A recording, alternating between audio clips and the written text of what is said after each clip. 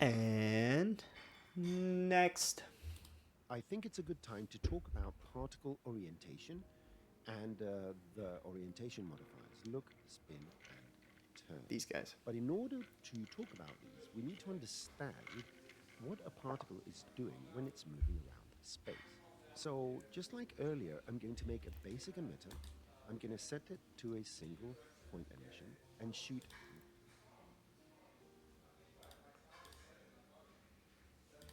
0, 0. How come my Z is locked? Why is this always grayed out for me?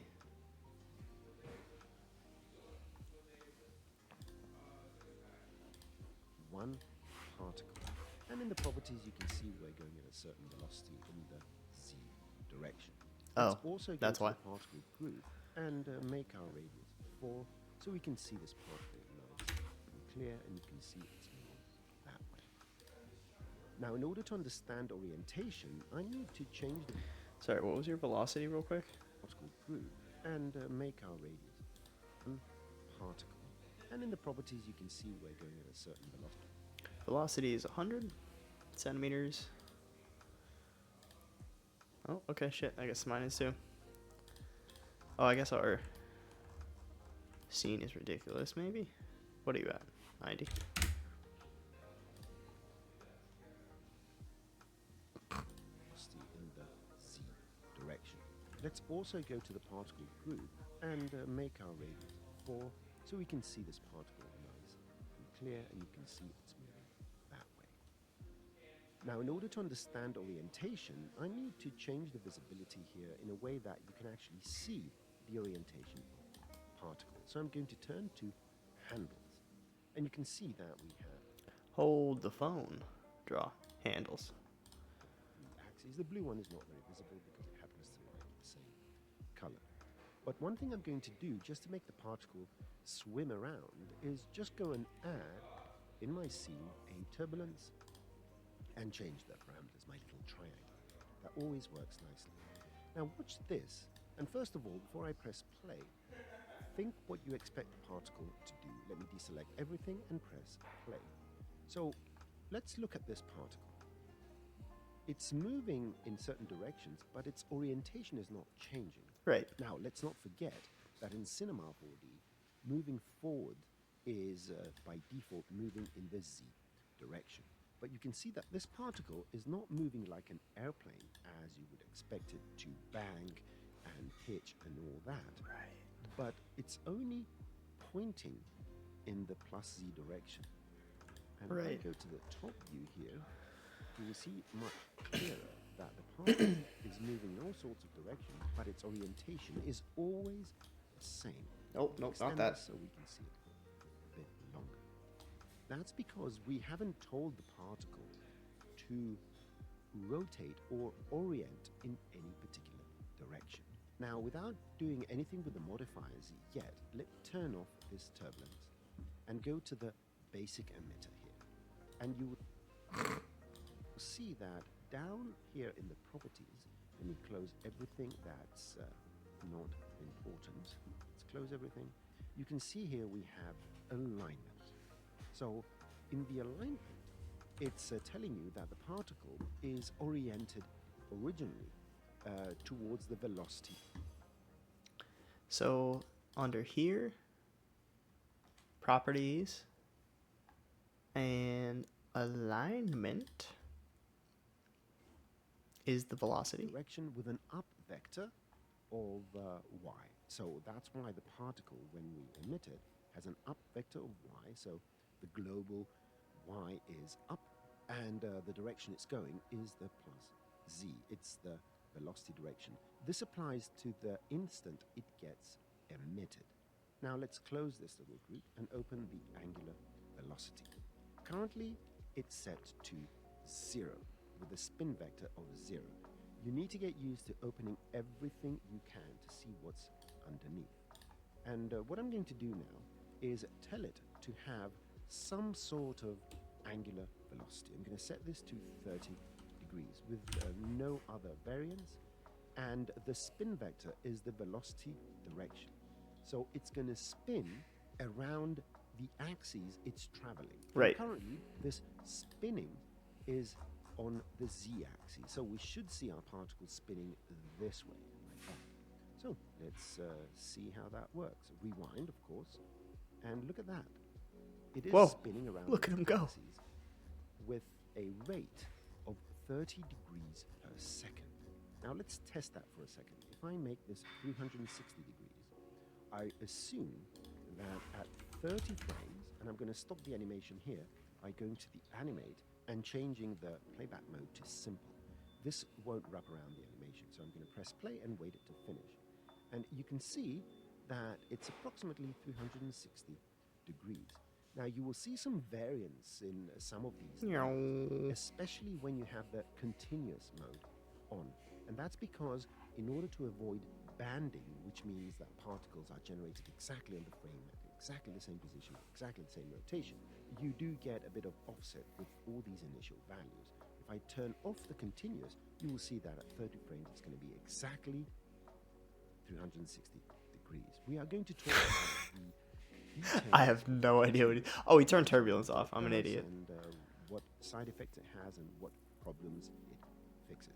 But for now, we have this mathematically accurate particle moving from frame 0 to frame 30 while performing a 360-degree spin around its traveling axes, the z-axis.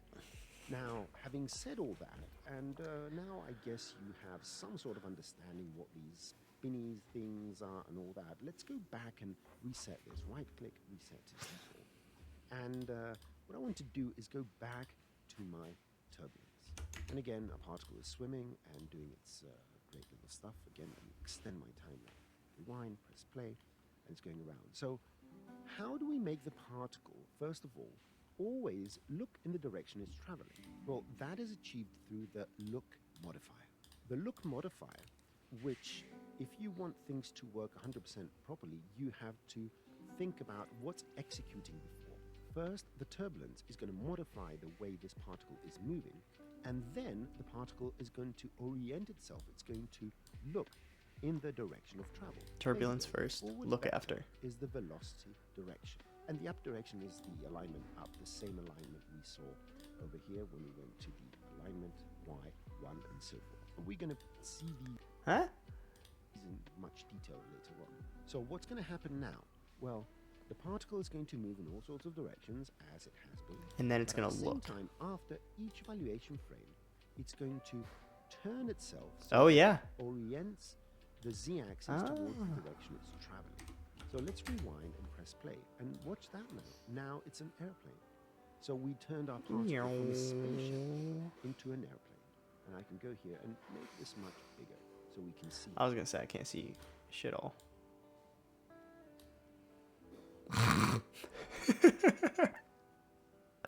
That's a dumb looking airplane.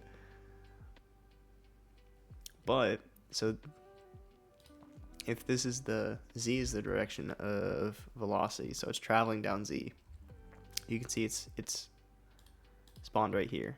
So this line right here is the z-axis. So it's getting affected by turbulence, so it's going all over the place. But it's trying to look in the action of direction of velocity, which is this guy. So if you keep an eye on this line, it's going to kind of try to go that way.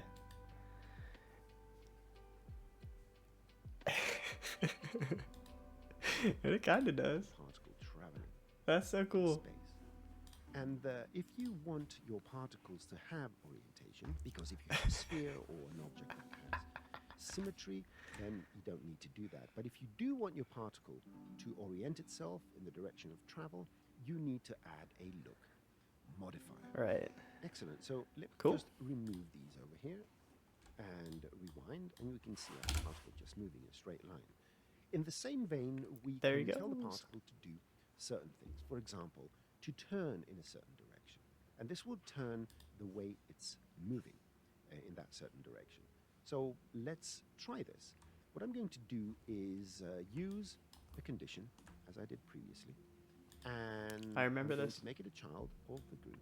And I'm going to tell this when the age is 30 frames and larger, greater than or equals 30 frames, I want the turn to occur, and I want it to turn right. Now, this is not going to work exactly as you expected. How do you make it turn right? Plus X? Hold the phone. What do you mean that worked exactly how we wanted? Give me... I'm going to explain why. So let me frame my scene nicely here. Press play, and you will see that it turns in that direction just once, and it doesn't face forwards. So if I tell it to turn again on the x-axis, it won't do that because it's already moving in the x-axis. Look modifier. So Look what modifier. I need to do is Look. not only turn it, but make it look in that direction. So I knew it! the z-axis turns in this direction. So let's make it look in that direction. Put it after the turn. After Let's the see turn. what happens now.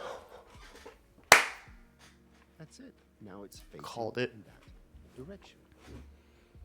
Fantastic. Look at him What if move. I want my particle now to do this at a regular interval? Well, instead of a condition, and although the condition has a little secret that's hidden under the input math, you can use formulas here to do all sorts of mathematical operations. Oh, piss off. On the properties, but There's no way we're I'm not doing going that. to yet. We are going to use a time condition, and this time condition deals with time. And I'm going to say, let's pulse, because you can check the scene time. You can pulse this, and you can say, I want to start at frame 30 with a duration of 1 frame and a gap of 30 frames. So every 30 frames, it's going to pulse once, and every time it pulses, it tells anything underneath the condition to do it. Right? So turn it's and gonna look. Wait for 30 seconds from the beginning of the animation, and then for 1 frame, it's going to say, do it. And what we're going to do is whatever we put underneath it. So let's turn and look. So let's get rid of this condition, and let's see what it's going to do. It's going to turn, and oh, it's not turning. Why isn't it turning? How dare you? Well, what's happening here Is is it- that the turn, it's telling it to turn towards the x of the global coordinates. Right, right, And this particle is already moving in right. the x of the global. So we need to tell it to turn in the x relative to its alignment. so Alignment. This direction. And these are the little details you will get used to slowly. So let's set this to alignment. And now let's It's a see what's cube. going to happen. It's going to wait for 30 seconds, turn, and turn, and turn, and turn, turn, and so forth. So we need to keep these things in mind, because when it comes to orientations, we not only have local orientation, we have global orientation, we have orientation as compared to its traveling direction, and so forth. And with that, you have a basic understanding cool. of the orientation modifiers, and we are going to introduce all the parameters of all these modifiers in later videos. Damn, dude. Up until Dude, these are complex as hell, and I don't know how I'd use them in the future. But, god damn, are they fun. Damn.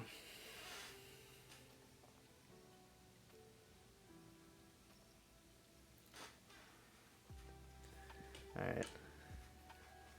I feel bad for talking so much shit about cinema. This is cool. This is cool.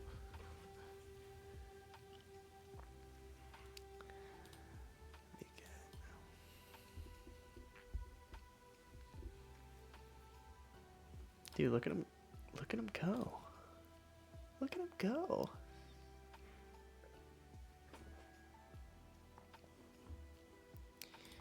All right.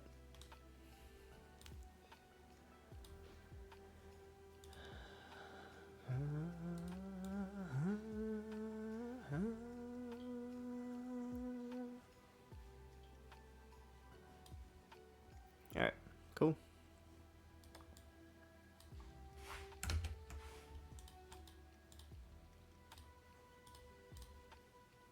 All right, number 10, baby.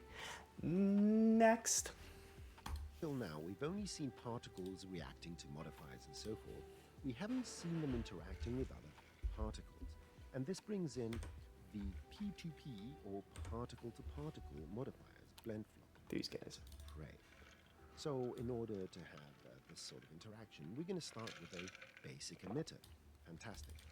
Now, I'm going to use the flock modifier and just apply it globally. The flock modifier applies to a single group. And you can always exclude groups if you wish to do that. There's a parameter for that. And let's see what it does. First of all, let me turn it off. I'm going to frame this.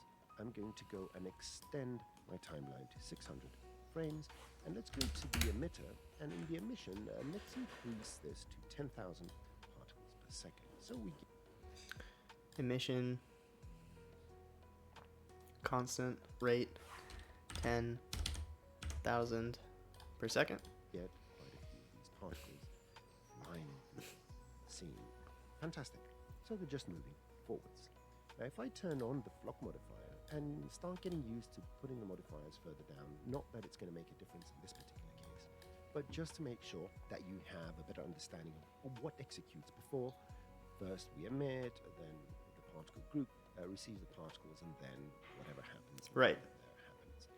In any case, the flock modifier does three things essentially, using a particular particle group or any particles within our simulation. And it tries to get particles to flock together by retaining a distance as well. And when they come to a certain proximity, they will try and align their velocities and maybe their radii or radiuses and all that. But for now, we are going to focus on the cohesion and the separation. These are the default values. Let's see what happens if I press play. And you can see some of these particles are veering off. We are seeing this little bunching happening here. So something is going on, but the values are very, very low. So let's go and increase some of these values. Let's make sure that the maximum speed is not very high, because I don't want these to sort of fly away. So I'm going to set this to 150, slightly faster, maybe 100 centimeters per second that they're traveling. And I'm going to go and increase the cohesion strength. Rewind, press play, and increase even more. And you'll see that they're bunching up even more. Fantastic. Now, Huh?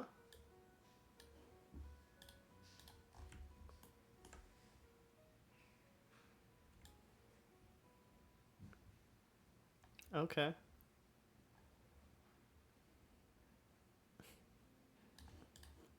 what you can do is you can tell this cohesion radius to grow. So it's going to grab more particles from further away and bring them in these little clumps. And you can see what's happening here. At the same time, you can say, well, I want them to separate a bit more. And this is what we get. And by balancing out these two numbers, you're getting particles that are creating. What?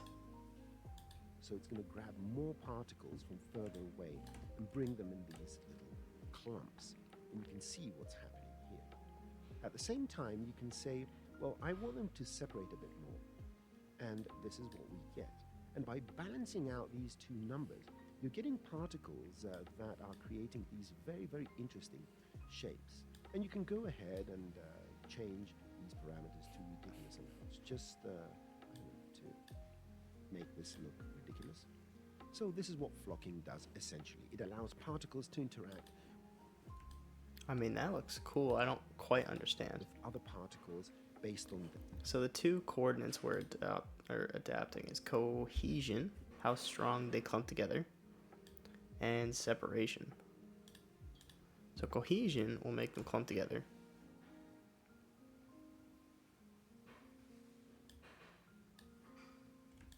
Right.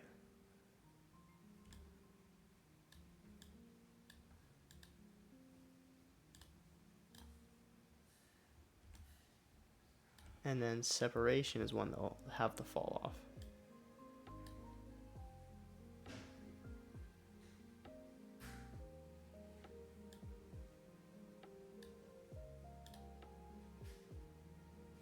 So they'll cohese together. And at some point, veer off. Right? No?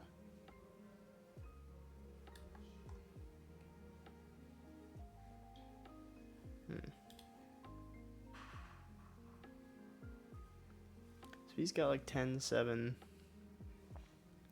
2, 2.5.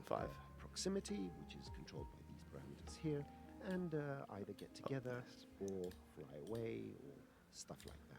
You can do these nice little setups.